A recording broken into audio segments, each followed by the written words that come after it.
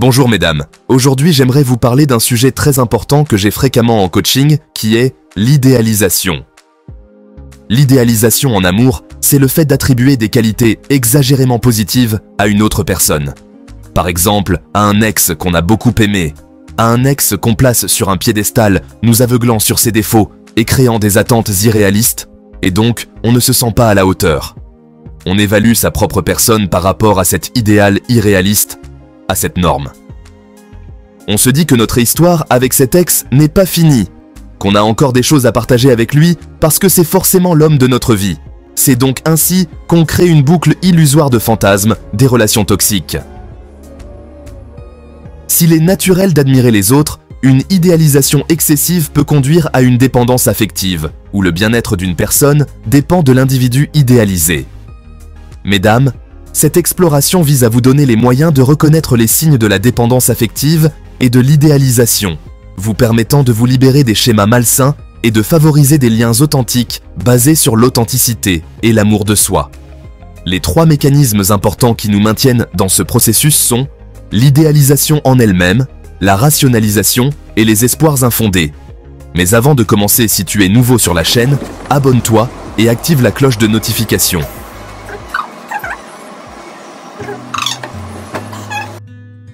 La dépendance affective reflète un déséquilibre où une personne s'appuie excessivement sur une autre pour ses besoins affectifs et sa validation. Cette situation crée une dynamique où l'individu dépendant ne peut pas trouver de satisfaction ou de bonheur en lui-même. Cette dépendance peut se manifester par la recherche constante d'approbation, où chaque geste, chaque mot est une quête désespérée pour obtenir l'aval de l'autre. Les moments de silence ou d'absence deviennent insupportables, remplis d'anxiété et de doute. Le sentiment de perte sans l'autre personne est omniprésent, créant un vide intérieur difficile à combler. La solitude devient une ennemie redoutable, et chaque instant passé seul est une épreuve. La priorité accordée aux besoins de l'autre par rapport aux siens est une autre caractéristique de cette dépendance. L'individu dépendant sacrifie souvent ses propres désirs et besoins pour satisfaire ceux de son partenaire, espérant ainsi maintenir la relation à tout prix. La dépendance affective découle souvent d'un manque d'estime de soi ou de négligence affective passée, ce qui conduit les individus à rechercher une validation externe. Ces blessures émotionnelles non résolues poussent à chercher constamment l'approbation des autres pour se sentir valorisés. Il est crucial de reconnaître que la dépendance affective n'est pas synonyme d'amour. Elle crée une dynamique malsaine motivée par le besoin et la peur de la solitude. Cette peur de l'abandon et de la solitude peut mener à des comportements extrêmes pour éviter la rupture. Ce déséquilibre peut conduire à la manipulation, au contrôle et à la détresse émotionnelle. Les relations deviennent alors un terrain fertile pour les abus émotionnels, où le partenaire dépendant est souvent exploité et manipulé, aggravant encore son sentiment de vulnérabilité et de détresse.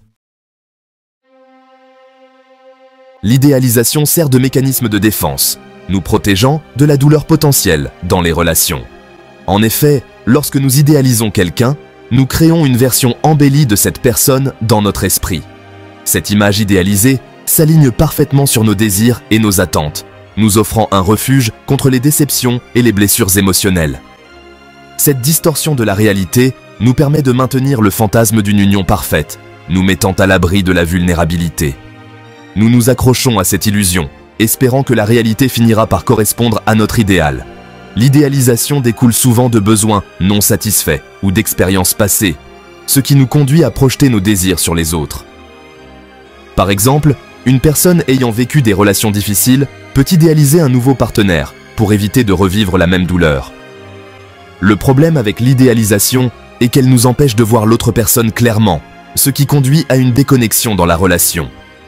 Nous finissons par être déçus lorsque la réalité ne correspond pas à notre image idéalisée. En comprenant l'idéalisation comme un mécanisme de défense, nous pouvons remettre en question nos schémas de pensée et développer une vision plus réaliste des autres. Cela nous permet de construire des relations plus authentiques et satisfaisantes, basées sur la réalité plutôt que sur des illusions. L'idéalisation peut avoir des conséquences néfastes, en créant des attentes irréalistes qui conduisent à la déception et au ressentiment. Une conséquence importante est l'érosion de l'authenticité, car nous nous lions à une image idéalisée plutôt qu'au vrai soi. Cela crée un déséquilibre de pouvoir, la personne idéalisée se sentant supérieure et l'idéalisateur se sentant inférieur. Au fur et à mesure que la relation progresse, le poids de l'idéalisation devient suffocant, conduisant à la désillusion et au ressentiment. L'idéalisation entrave la croissance personnelle, car nous négligeons nos propres besoins et devenons trop dépendants de la validation des autres. L'idéalisation se nourrit d'attentes irréalistes, créant un terreau fertile pour la déception et le ressentiment. Lorsque nous tenons quelqu'un à un niveau impossible à atteindre, ses défauts inévitables peuvent être perçus comme des trahisons personnelles. Le piédestal sur lequel nous les plaçons s'effondre, révélant un être humain avec ses forces et ses faiblesses. Les attentes irréalistes nous préparent à l'échec, nous empêchant d'apprécier nos partenaires pour ce qu'ils sont vraiment. Cette déconnexion donne aux deux partenaires le sentiment d'être incompris et insatisfaits. L'idéalisation, comme un château de cartes, est vouée à s'effondrer sous le poids de la réalité. Au fur et à mesure que les défauts font surface, la chute peut être rapide et dévastatrice, nous laissant un sentiment de trahison et de stupidité. L'effondrement de l'idéalisation déclenche la désillusion, car la personne que nous pensions connaître semble être une étrangère. Cette expérience peut éroder l'estime de soi et rendre difficile de faire confiance à son instinct dans les relations futures. Reconnaître les dangers de l'idéalisation nous aide à construire des liens plus sains, fondés sur le respect et l'acceptation mutuelle. La dépendance affective et l'idéalisation s'entremêlent souvent, se perpétuant mutuellement et entravant la croissance personnelle. Reconnaître ce cycle est la première étape pour s'en libérer et cultiver des schémas relationnels plus sains. Le cycle commence par un manque d'amour-propre et de sécurité, ce qui conduit les individus à rechercher une validation externe. À mesure que l'idéalisation s'installe, la dépendance affective augmente, créant un cycle qui s'auto-alimente. Se libérer exige de cultiver la conscience de soi, de renforcer l'estime de soi et d'apprendre à répondre à ses propres besoins émotionnels. L'antidote à l'idéalisation réside dans l'acceptation de l'imperfection, en nous et chez les autres. En abandonnant les normes inaccessibles, nous nous ouvrons à des relations authentiques fondées sur l'acceptation et le respect mutuel. Remettez en question le discours intérieur négatif et pratiquez l'autocompassion, en vous traitant avec gentillesse et compréhension. Reconnaissez que chacun a des défauts et des forces, et abordez les relations avec une perspective réaliste. Concentrez-vous sur l'établissement de liens basés sur des valeurs communes et le respect mutuel, en appréciant vos partenaires pour ce qu'ils sont vraiment. Surmonter la dépendance affective et l'idéalisation est un voyage stimulant de découverte de soi et de croissance. Ce chemin peut être parsemé de défis, mais chaque étape vous rapproche de la personne que vous êtes, vraiment. En explorant vos pensées et vos émotions, vous commencez à comprendre vos véritables désirs et besoins. Reprenez votre pouvoir en fixant des limites saines et en accordant la priorité à vos propres besoins et à votre bien-être. Apprendre à dire non et à respecter vos propres limites est essentiel pour maintenir un équilibre émotionnel. En pratiquant des techniques de relaxation comme le yoga ou la méditation, vous pouvez renforcer votre résilience et votre paix intérieure. Identifiez vos valeurs fondamentales et vos priorités et prenez des décisions qui s'alignent sur votre moi authentique. Écrire dans un journal peut vous aider à clarifier vos pensées et à définir ce qui est vraiment important pour vous. En prenant des décisions en accord avec vos valeurs, vous renforcez votre sentiment d'intégrité et de confiance en vous. Adonnez-vous à des pratiques de soins personnels qui nourrissent votre esprit, votre corps et votre âme, et investissez dans votre croissance et votre développement personnel.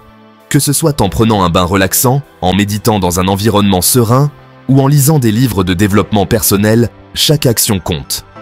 Trouvez des hobbies qui vous passionnent, comme la peinture ou le jardinage, pour enrichir votre vie quotidienne. Plus vous investissez en vous-même, plus vous gagnez en confiance et en assurance, ce qui réduit votre dépendance à la validation externe.